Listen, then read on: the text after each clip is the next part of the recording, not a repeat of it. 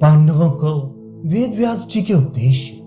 मुनिवर वेद व्यास के आदेश से आसन पर बैठ जाने के अनंतर शरद ऋतु के चंद्रमा के समान आनंद आई।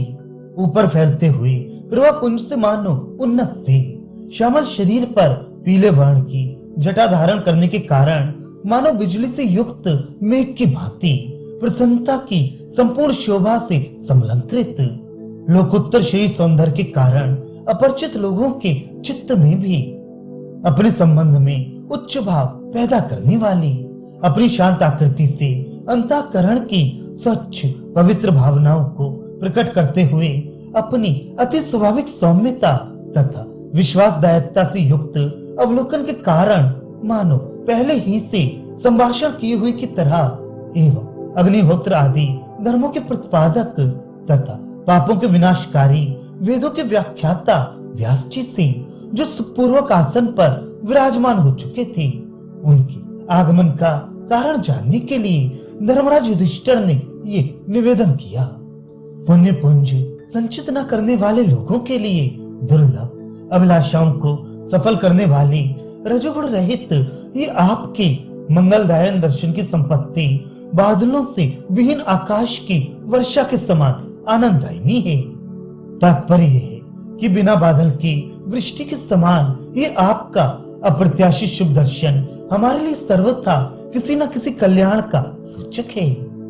आज के दिन मेरे किए हुए यज्ञों के अनुष्ठान फल देने वाले बन गए। इस समय भूमि के देवता ब्राह्मणों के आशीर्वाद वचन सत्य हुए। आपके इस आगमन से आज में जब से सृष्टि की रचना हुई है तब से आज तक संसार भर में सबसे अधिक सम्मान का भाजन बन गया हूँ। ब्रह्मा के समान जगत पूज्य आपका ये अमोघ अर्थात कभी न व्यर्थ होने वाला पुण्य दर्शन लक्ष्मी की वृद्धि कराने वाला है, पापों का विनाशक है, कल्याण का जनक है तथा यश का विस्तारक है। वह क्या नहीं कर सकता, अर्थात उससे संसार में मनुष्य के सभी मनोरथ पूरे होते हैं। अमृत पर श्रवण करने वाली किरणों से युक्त हिमांशु चंद्रमा में भी शांति न प्राप्त करने वाले मेरे नेत्र आपके इस दर्शन से तृप्त हो रहे हैं तथा मेरा चित्त छूटे हुए बंधु बांधवों के वियोग जनित दुख को भूलकर मानो पुनः जीवित सा हो रहा है। आपके आगमन के प्रयोजन का प्रश्न पूछने का मेरा जो कौतूहल था वह शांत हो गया, क्योंकि आप जैसे निष्प्रह वीतराग महापुरुषों का हम लोगों के अधीन है ही क्या, किंतु फिर भी आपकी मंगल कारिणी वाणी को सुनने की इच्छा मुझे मुखर अर्थात बोलने को विवश कर रही है। उक्त प्रकार की सुंदर विचित्र उत्तरियों से मनोहर वाणी बोलने वाले उदार चेता महाराज युधिष्ठिर से उनकी विजय की अभिलाषा में चित्त लगाकर महर्षि द्वैपायन इस प्रकार की उदार वाणी में बोले। गंभीर कीर्ति को विभूषित करने वाले इस लोक तथा परलोक में सुखदायी कल्याण की इच्छा रखने वाले शरीरधारी को भी अपने कुटुंबियों के प्रति समान व्यवहार करना उचित है, और तपस्वियों के लिए तो यह समान व्यवहार विशेष रूप से उचित है।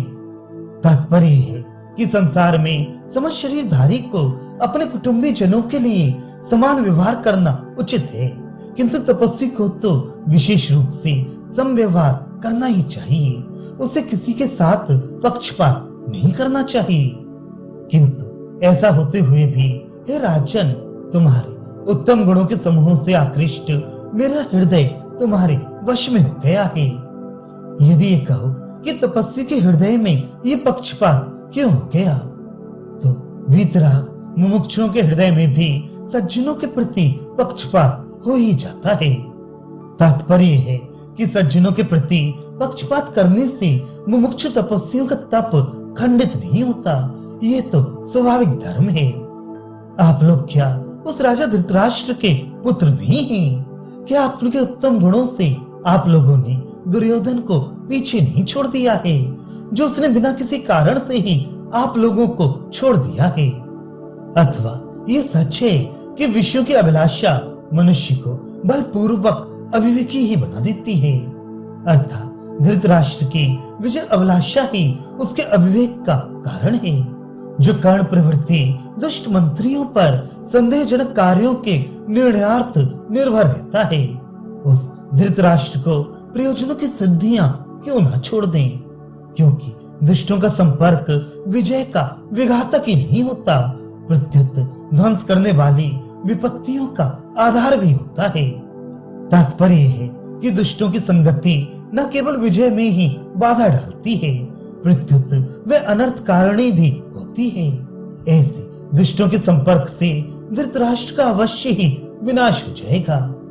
सज्जनों के पथ से भ्रष्ट शत्रुओं की सभा में चिरकाल तक धर्म के साथ अपना कर्तव्य पूरा करके आपने विपत्तियों में भी अविपत्ति अर्थात सुख शांति के समय शोभा देने वाले सात्विक गुणों के साथ ऊंचा प्रेम प्रदर्शित किया है, अर्थात असहनीय कष्टों को भी आपने सुख के साथ बिताकर अच्छा ही किया है। शांति के प्रमुख उपासक आपके साथ छल करके उन शत्रुओं ने अपना ही विनाश किया है, और ऐसा करके उन्होंने आपकी सद्बुद्धि एवं शील सदाचरण का परिचय देते हुए मानो आपका उपकार ही किया है। तात्पर्य है कि ऐसा करके उन्होंने अपनी दुर्जनता तथा आपकी सज्जनता का अच्छा प्रचार किया है। चंदन की भांति सज्जनों की विपत्ति भी उनके गुणों का प्रकाशन ही करती है। तुम पराक्रम के द्वारा ही पृथ्वी को प्राप्त कर सकते हो। तुम्हारा शत्रु पराक्रम और अस्त्र बल में तुमसे बड़ा चढ़ा है, इसलिए तुम्हें भी अपने उत्कर्ष के लिए उपाय करना होगा, क्योंकि युद्ध में विजय श्री उत्कर्ष के ही अधीन रहती है। तात्पर्य है कि बलवान एवं पराक्रमी ही रण में विजयी होते हैं, बलहीन और आलसी नहीं।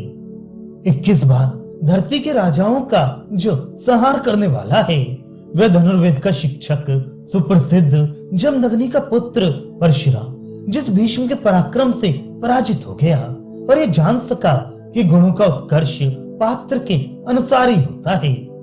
तात्पर्य है कि जमदग्नि के पुत्र परशुराम ने अपने पिता के वैर का बदला चुकाने के लिए समस्त भूमंडल के क्षत्रिय राजाओं का 21 बार विनाश कर दिया था। वही परशुराम भीष्म के धनुर्विद्या के आचार्य थे, किंतु अंबिका स्वयंवर के समय उन्हें अपने ही शिष्य भीष्म से पराजित हो जाने पर ये स्वीकार करना पड़ा कि गुणों का विकास पात्र के अनुसार होता है। किसी साधारण पात्र में पढ़कर वही गुण अविकसित अथवा अधविकसित होता है, और किसी विशेष पात्र में पढ़कर वह पूर्व की अपेक्षा अत्यधिक मात्रा में विकसित होता है। जिन महापराक्रमी भीष्म के संबंध में अपने ऐश्वर्य की विफलता के कारण दुखी होकर मृत्यु का देवता यमराज भी मानो पराजित सा हो गया है, वही भीष्म रणभूमि में अपने धनुष को कपाते हुए किस वीर के मन को नितांत भयभीत नहीं बना देंगे। तात्पर्य है कि भीष्म स्वेच्छा मृत्यु है, यमराज का भी उन्हें भय नहीं है। तब फिर उनके धनुष को देखकर कौन ऐसा वीर है जो भयभीत नहीं होगा।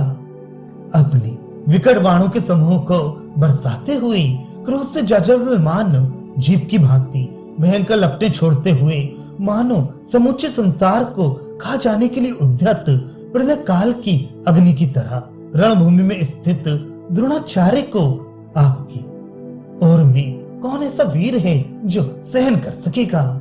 अर्थात आपके पक्ष में ऐसा कोई वीर नहीं है जो रणभूमि में क्रुद्ध द्रोणाचार्य का सामना कर सके।